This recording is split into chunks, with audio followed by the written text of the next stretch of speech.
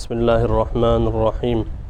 الحمد للہ رب العالمین الصلاة والسلام علی اشرف الانبیاء والمرسلین حبیبنا و حبیب العالمین ابی القاسم محمد اللہم صلی علی محمد و آل محمد و اہل بیتہ الطیبین الطاہرین و لعنت الدائمۃ الابدیہ من یومنا الی قیام یوم الدین قال اللہ تبارک و تعالی فی محکم کتابہ العزیز و فرقانہ الحمید بسم اللہ الرحمن الرحیم قل ان الصلاة ونسکی ومحیائی ومماتی للہ رب العالمین لا شریک له وبذلک امرت وانا من المسلمین وأيضا قال من يعظم شائر اللہ فإنها من تقوى القلوب صلوات علی محمد و آل محمد کی ذات پہ رب کائنات نے ہمیں اور آپ کو یہ موقع فراہم کیا کہ ہم اس عظیم پلیٹ فارم کے ذریعے سے سامعین و ناظرین کی خدمت میں ایک مرتبہ پھر مخاطب ہوئے ہیں، اور میں دعا گو ہوں کہ قائد ملت جعفریہ اور ان کی تمام ٹیم کو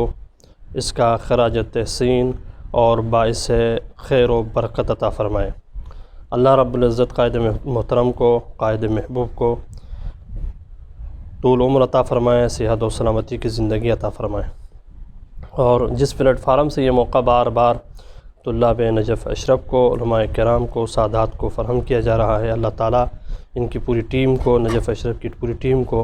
رب العزت دن دگنی رات چگنی ترقی عطا فرمائے، اور یہ ایک بہت بڑی خدمت ہے، اللہ رب العزت اس کو شرف قبولیت عطا فرمائے۔ قرآن مجید فرقان حمید میں آیت مبارکہ جس کو میں نے سرنامہ کلام قرار دیا فلسفہ قربانی کے عنوان سے، رب کائنات نے اس آیت میں ایک دستور پیش کیا ہے۔ بسم اللہ الرحمن الرحیم قل ان الصلاة ونسکی ومحیائی ومماتی للہ رب العالمین۔ اے میرے محبوب نبی کہہ دیجئے ان سے کہ میری نماز، میری قربانی، میرے حج، میرا جینا، میرا مرنا سب اللہ کے لیے ہے۔ قل ان الصلاة میری نماز، ونسکی میری قربانی، ومحیائی میرا جینا، ومماتی میرا مرنا للہ رب العالمین یقیناً اللہ رب العالمین کے لیے ہے۔ اور ایک اور جگہ میں اللہ رب العزت نے ارشاد فرمایا من يعظم شائر اللہ فإنها من تقوى القلوب، جو بھی شاعر اللہ کا احترام کرے، تعظیم کرے، فإنها من تقوى القلوب، یہ دلوں کا تقوی ہے۔ یعنی آپ اس بات سے اندازہ کرتے ہیں کہ قرآن مجید فرقان حمید میں کتنی بڑی تاکید کی گئی ہے انسان کے لیے، یعنی انسان کی یہ تمام عبادتیں، انسان کی تمام قربانیاں، انسان کا جینا، انسان کا مرنا جب اللہ کے لیے ہوگا، یہ دستور حیات ہے رب کائنات کے لیے۔ جب یہ دستور حیات رب کائنات نے انسان کے لیے دیا تو انسان کو بھی اسی اعتبار سے، اسی معیار کے مطابق انسان کو خدمت انجام دینے کی ضرورت ہے۔ یوں تو فلسفہ قربانی کے بہت سارے مسائل پر، بہت ساری چیزوں پر گفتگو کی جا سکتی ہے۔ بس اوقات بہت سارے افراد، بہت سارے مومنین سوال کرتے ہیں قربانی کے متعلق کہ آیا جو ہم قربانی کر رہے ہیں یہ واجب ہے یا مستحب ہے۔ فقہاء نے، مراجع اعظام نے بیان کیا ہے کہ 3 مواقعوں پہ یہ واجب ہو جاتا ہے، اس کے بعد تمام 3 مواقعوں کے علاوہ مستحب ہے۔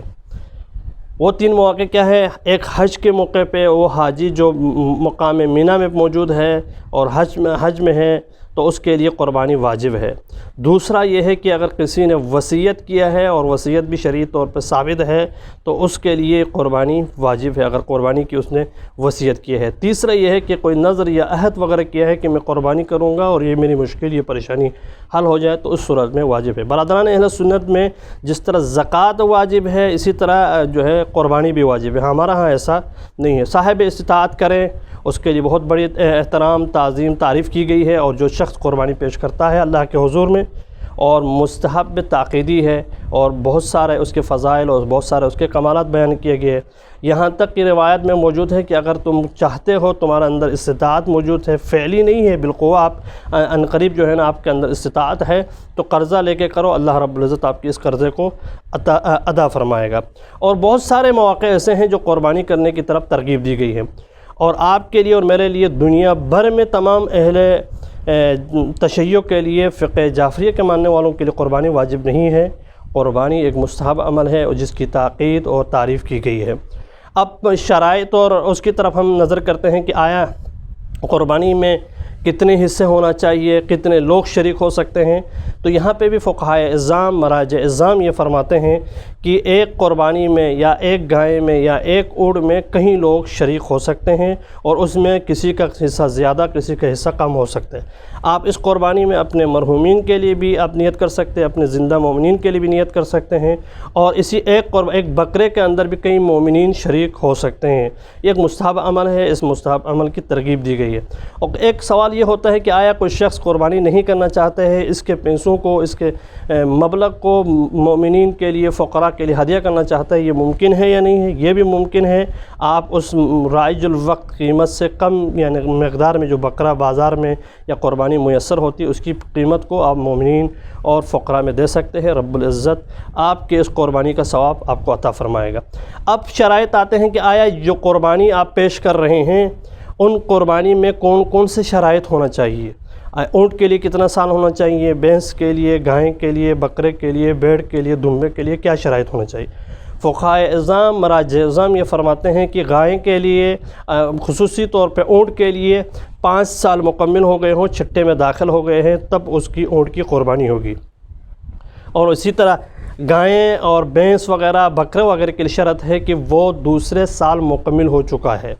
اور اسی طرح بکری اور دمبے کے لیے شرط ہے کہ وہ 7 ماہ کلیئر ہو چکے ہوں. اب آخری جو مرحلہ ہے وہ قربانی کے سلسلے میں کہ آیا ہم جب یہ تمام شرائط کو دیکھتے ہیں تو اس میں لنگڑا، کانا اور اس میں اعضاء اور جوارح اگر ناقص ہو آج کی قربانی ہو سکتی ہے، مستحب قربانی ہو سکتی ہے. واجب قربانی کے لیے شرائط ضروری ہے کہ ان تمام چیزوں کا لحاظ رکھا جائے، وہ معذور نہ ہو، وہ اعضاء کٹے ہوئے نہ ہو، ان کے ناقص الاعضاء نہ ہو. اور مستحب قربانی میں کوئی مسئلہ نہیں ہے، ہمارا ہاں نہیں ہے، اور اہل سنت کا ہاں ان چیزوں کا بھی خیال رکھنا واجب شمار کرتے ہیں. ہمارا ہاں مستحب ہے کہ اس کو وہ معذور نہ ہو، اعضاء و جوارح، اور اس حیوان تر و تازہ ہو، صحت مند ہو. مستحب ہے، اس کی تاکید کی گئی ہے. اس کو حتیٰ حکم ہوا ہے کہ اس حیوان جس کو آپ قربانی کے لیے تیار کر رہے ہیں خود سے پالو، اور جب اللہ کے حضور میں پیش کرو تو آپ کی ایسی قربانی ہو کہ جو آپ جب رب کے حضور میں پیش کرتے ہو تو ناقص الاعضاء نہ ہو، وہ صحت مند ہو. اب آخری مرحلہ یہ آتا ہے آیا ہم جب اس کو ذبح کرتے ہیں تو کتنے حصہ کرنا چاہیے؟ آپ کے اختیار میں ہے. مستحب ہے کہ اس کو 3 حصوں میں تقسیم کیا جائے. ایک حصہ اپنے لیے، دوسرا عزیز و اقارب اور ہمسایوں کے لیے، تیسرا فقراء مومنین کے لیے اس کا تقسیم کرنا ضروری ہے. اور آخری مرحلہ جو پیش کرنا میں مناسب سمجھتا ہوں وہ یہ ہے کہ بس اوقات ہم جو ہے قصائی والوں کو جب ذبح کر کے وہ قصائی ذبح کرتا ہے، اس کے اعضاء و جوارح کو کاٹتا ہے، سب کلیئر کرتا ہے تو ہم اسے کھال دیتے بطور اجرت. یہ بطور اجرت اس کی کھال دینا یہ مکروہ ہے. لہٰذا مستحب عمل یہ ہے کہ آپ اس کو، اس کھال کو، اس حیوان کے کھال کو، اس قربانی کی کھال کو مومنین کے لیے اور فقراء محتاجین کے لیے دے دیں. حتیٰ کہ یہ بھی روایت میں آیا ہے کہ اس کھال کو آپ بطور جائے نماز کے طور پہ بھی استعمال کر سکتے ہیں، یہ بھی مستحب ہے. اور آخری مرحلہ جب ذبح کرنے کے لیے آپ جب اس حیوان کو قبلہ رخ کرتے ہیں تو اس کے لیے چند ایک مستحبات بیان کیے گئے. اس کو پانی پلایا جائے اور کسی حیوان کے سامنے اس کو ذبح نہ کیا جائے. اور آخری مرحلہ یہ ہے کہ جب آپ ذبح کرتے ہیں تو چاروں رگوں کے کاٹنے کے بعد جب ایک خاص جو ہے نا گردن کی ہڈی میں ایک خاص رگ ہوتی ہے، اس رگ کو یعنی 4 رگوں کے کٹنے کے بعد تھوڑا سا انتظار کیا جائے. اس یعنی حرام مغز کو فوراً کاٹا نہ جائے، اس لیے کہ جتنا دیر حیوان وہاں پیر اور اپنے اعضاء و جوارح کو ہلاتے رہے گا اور وہ اس کا خون خارج ہو جائے گا. جب خون خارج ہو جائے گا تو اس حیوان سے بیماریاں نکل جاتی ہیں. بس اوقات لوگ جلدی ٹھنڈا کرنے کے چکر میں 4 رگیں تو کٹ چکی ہیں اور اس حرام مغز کو بھی کاٹ دیتے ہیں، جس کی وجہ سے اس کا جو ہے نا دماغ تک اس کا جو ہے نا وہ سلسلہ منقطع ہو جاتا ہے، فوراً ٹھنڈا ہو جاتا ہے، جس کی وجہ سے اس حیوان میں جو امراض موجود ہیں وہ خون کے ذریعے سے باہر خارج نہیں ہو جاتے ہیں. جس کے لیے علماء یہ فرماتے ہیں کہ اس کو جب ذبح کریں تو اس کا خون نکلنے والی جگہ میں یعنی اونچی جگہ میں نہیں رکھیں، اس حیوان کو ایسی جگہ میں رکھیں کہ اس کا خون فوراً نکل جائے. یہ وہ چیزیں تھیں جو مختصراً میں نے کوشش کیا کہ آپ کی خدمت میں عرض کیا.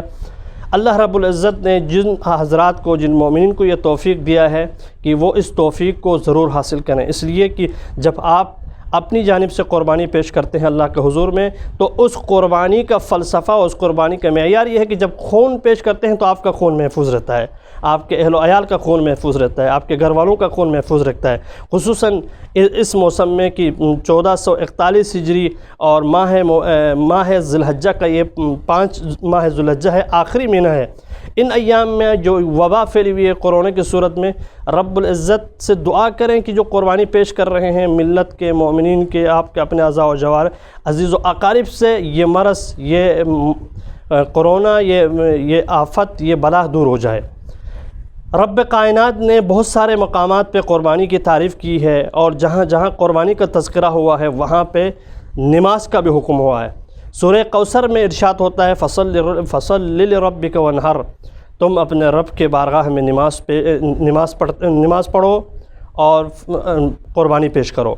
یہاں پہ علماء فرماتے ہیں کہ جب آپ کے لیے نماز کا حکم ہوا ہے اور قربانی دینے کا حکم ہوا ہے تو علماء یہ فرماتے ہیں، نمبر ایک تو اطرت مجمع البیان کی روایت ہے کہ اطرت اہل بیت علیہ السلام سے منقول یہ ہے کہ فصل لربک وانحر سے مراد یہ ہے کہ یہاں پہ رفع یدین کرنے، ہر نماز میں جب بھی تکبیر آپ نے پڑھنا ہے تو اپنے ہاتھوں کو کانوں تک بلند کرنے کا حکم ہے۔ اور بعض علماء یہ فرماتے ہیں کہ مجمع البیان کی روایت ہے کہ یہاں پہ فصلی سے مراد یہ ہے کہ آپ عید کی نماز کا اہتمام کیجئے، وانحر یعنی قربانی پیش کیجئے، یعنی جہاں رب کائنات نے اپنی عبادت کا ذکر کیا ہے وہاں قربانی کا بھی ذکر کیا ہے، اور چاہے وہ قربانی مالی ہو، جانی ہو، ہر سطح کی قربانی۔ قربانی کی تاریخ پہ اوپر ہم غور کرتے ہیں تو یہ قربانی کی تاریخ حضرت ابراہیم علیہ السلام سے ہم تک نہیں آئی، بلکہ حضرت آدم علیہ السلام سے سلسلہ ہمارے حضرت ابراہیم خلیل اللہ نبی تک، اور خلیل اللہ نبی سے لے کے ہمارے ہم سب کے آقا و مولا حضرت محمد مصطفیٰ صلی اللہ علیہ وآلہ وسلم کی ذات تک پہنچا ہے۔ وہ کیسے؟ حضرت آدم کے دونوں بیٹوں نے خدا کی بارگاہ میں قربانی پیش کیا، حابیل اور قابل نے۔ جب حابیل اور قابل قربانی پیش کر رہے ہیں تو وہ اپنی قربانی جو خدا کے بارگاہ میں پیش کیا اس کی قبولیت کے لیے دعا کر رہے ہیں۔ جب حابیل کی قبولیت ہوئی اور قابل کی قبولیت نہیں ہوئی، جب اس حضرت آدم علیہ السلام کے دونوں بیٹوں نے جو پیش کیے، ایک نے گوسفند کی صورت میں پیش کیا، دمبے کی صورت میں پیش کیا، ایک نے گھاس پھوس کی صورت میں پیش کیا، تو آپ اس بات سے اندازہ کرتے ہیں جس نے گوسفند دے دی، جس نے قیمتی چیز دے دیا، رب کائنات نے اس کو قبول فرمایا۔ اور اسی طرح یہ قربانی کا سلسلہ حضرت ابراہیم تک پہنچا۔ جب حضرت ابراہیم نے خواب دیکھا تو اپنے بیٹے سے بیان کیا کہ بیٹا میں خواب دیکھ رہا ہوں کہ آپ کو ذبح کر رہا ہوں اللہ کے حکم سے، آپ کیسا پائیں گے؟ تو کہا بابا آپ اپنے خواب کو سچ کر دکھائیے، اس لیے کہ آپ صابرین میں سے پائیں گے۔ جب آپ مجھے اللہ کے حضور میں جب پیش کریں گے تو آپ مجھے صابرین میں سے پائیں گے۔ بیٹے نے انکار نہیں کیا۔ یہ اب اس فرق کو آپ پہچان لیجئے گی، جب حضرت ابراہیم نے اپنے بیٹے کو ذبح کرنے کے لیے لے کے گیا تو بیٹا یہ کہتا ہے کہ مجھے آپ صابرین میں سے پائیں گے۔ اور اسی طرح جب دین خلیل اللہ محفوظ بنا، دین خلیل اللہ جب بچ گیا اور دین الخلیل اللہ کی بقا آئی، اور جہاں نبی کے لیے حکم ہوا اس نبی کے حکم کو پورا کرنے کے لیے ایک نبی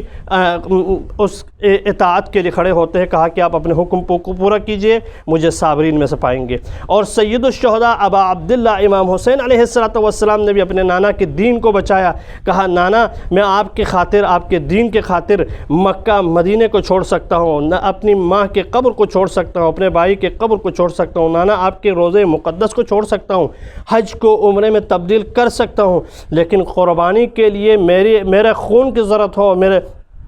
اہل و عیال کی اسیری کا جب لمحہ آتا ہے تو میں اس کو اپنے تمام چیزوں کو قربان کرنے کے لیے تیار ہوں، لہٰذا دین محفوظ رہے۔ جب اس دین کو بچانے کے لیے حضرت ابراہیم علیہ السلام نے قربانی دی، اور حضرت ابراہیم علیہ السلام کی اس قربانی پیش کرنے میں کیا مشکلات آئی؟ 3 جگہوں پہ حاجی کنکریاں مارتے ہیں۔ اس کا فلسفہ یہ ہے کہ جب ایک جگہ میں پہنچے ہیں تو وہاں جب شیطان نے اس کو انسان کی صورت میں یا کسی ایک مجسم کی صورت میں وہ سامنے آتا ہے، کسی شکل میں آ کے اس کو ورغلانے کی کوشش کرتا ہے، تو وہاں 7 کنکریاں مارتے ہیں، تاریخ کے جملے ہے۔ تو اس کے بعد وہ شیطان کہیں اور چلے جاتا ہے، پھر وہاں جب ورغلانے کی کوشش کرتا ہے تو پھر 7 کنکریاں، اس طرح 3 مقامات پہ حضرت ابراہیم نے کنکریاں مارا، اور جب اس قربانی کو پیش کرنے کا لمحہ آیا تو اپنی آنکھوں پہ پٹی باندھ کے حضور رب کے حضور میں کھڑے ہو کے جب اپنی قربانی پیش کرنا چاہتا ہے تو وہ قربانی جو حضرت آدم کے بیٹوں نے دیا تھا، جس کی قربانی قبول ہوئی تھی، حابیل کے اس دمبے کو پروردگار نے جنت سے بھیجا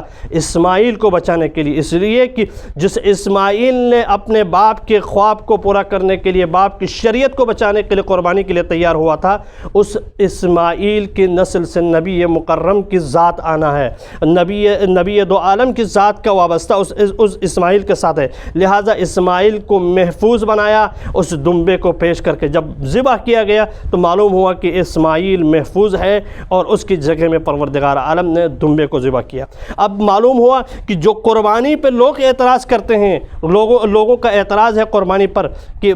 برادران بہت سے ایسے مومنین، بہت سے ایسے اسکالر، بہت سے ایسے دانشور اعتراض کرتے ہیں کہ ہم قربانی کیوں کریں؟ کہا جب رب نے حکم دیا ہے تو اس کی اطاعت کے لیے ہم حیوان ذبح کرتے ہیں۔ نہ معلوم کہ نبی سے اگر بیٹا ذبح ہو جاتا تو آنے والی نسلوں میں انسان کٹ جاتے، لیکن رب کائنات نے اس گوسفند کے بدلے میں، اس بکرے کے بدلے میں، اس گائے کے بدلے میں، اس پیش ہونے والے اس حیوان کے بدلے میں رب نے اس چیز کو محفوظ رکھا، جس کی وجہ سے آج مسلمان جوک در جوک شوق کے ساتھ، احترام کے ساتھ اس کو پالتے ہیں اور اس کی قربانی پیش کرتے ہیں۔ اللہ رب العزت نے اسی مکے میں کچھ چیزیں ایسی رکھی ہے جو اطاعت پروردگار کا منہ بولتا ہوا ثبوت ہے۔ حجاج کرام اس کا مشاہدہ کرتے ہیں، اور مومنین کو بھی چاہیے کہ جب حج پہ جائیں تو ان نشانیوں کو دیکھیں اور رب کے حضور میں اپنے آپ کو گرائیں اور سجدہ ریز ہو جائیں، اس لیے کہ پروردگار عالم نے جو عزت، جو شرف، جو مقام عطا فرمایا۔ آپ جب خانہ کعبے کی طرف چہرہ کر کے پڑھتے ہیں، یہ اللہ کی نشانیوں میں سے ایک نشانی ہے۔ آپ مینا کے مقام میں جاتے ہیں، مزدلفہ میں جاتے ہیں، عرفات میں جاتے ہیں، اور یہ تمام وہ چیزیں ہیں جو اللہ کی نشانیوں میں سے ہے۔ اسی لیے وَمَن يُعَظِّمْ شَعَائِرَ اللَّهِ فَإِنَّهَا مِن تَقْوَى الْقُلُوبِ، اور یہ شاعر اللہ میں سے ہے، اس کا احترام ضروری ہے، دلوں کی تقویت یعنی قلوب کی تقویت کا باعث بنتا ہے۔ اسی لیے حکم ہوا ہے الصفا والمروہ من شعائر اللہ، صفا اور مروہ اللہ کی نشانیوں میں سے نشانیاں ہیں۔ ہم اور آپ میں سے کتنے ایسے لوگ ہیں جو ان نشانیوں کو پانے کے باوجود بھی عبرت حاصل نہیں کرتے؟ خداوند عالم نے جن کو مومنین کو جو مقام عطا فرمایا ہے، اس لیے کہ ان نشانیوں کو دیکھیں، رب کے حضور اپنے آپ کو پیش کریں، اس لیے کہ پروردگار نے سورہ مبارکہ کا میں نے سرنامہ کلام قرار دیا، اس میں یہ ہے کہ بسم اللہ الرحمن الرحیم قل ان الصلاۃ ونسکی ومحیای ومماتی للہ رب العالمین لا شریک لہ وبذلک امرت وانا اول المسلمین۔ حکم ہوا کہ اے رسول کہہ دیجئے ان سے کہ میری نماز، میری قربانی، میرا جینا، میرا مرنا اللہ رب العالمین کے لیے ہے، لا شریک لہ، اس کا کوئی شریک نہیں ہے، وبذلک امرت وانا اول المسلمین۔ اسی لیے نبی دو عالم فرماتے ہیں کہ میں اس کا فرمانبردار بندہ ہوں، اس کا کوئی شریک نہیں ہے۔ اب حکم ہوا، یہ تمام چیزیں یہ ہے کہ فلسفہ قربانی کو بیان کرتے ہیں۔ رب کائنات نے اس دمبے کو ذبح کر کے اسماعیل کو بچا دیا، خلیل نبی کی عصمت اور طہارت اور اس کی شریعت کو محفوظ بنا دیا، لیکن کائنات کے اندر انسان کے لیے یہ ایک درس ہے، یہ ایک عبرت ہے، ہم حاصل کریں اور رب کے حضور جو بھی قربانی پیش کرتے ہیں رب کائنات اس کو قبول و مقبول فرمائے۔ وآخر الدعوانا ان الحمد للہ رب العالمین۔ اللہ رب العزت ہماری اس قلیل سے عبادت کو اپنے بارگاہ میں قبول فرمائے اور مومنین و مومنات کی جان، مال، عزت و ناموس کی حفاظت فرمائے، اور رب کائنات ہمیں ایسے مواقع اور ایسے لمحات ہمیشہ عطا فرمائے۔ آمین یا رب العالمین۔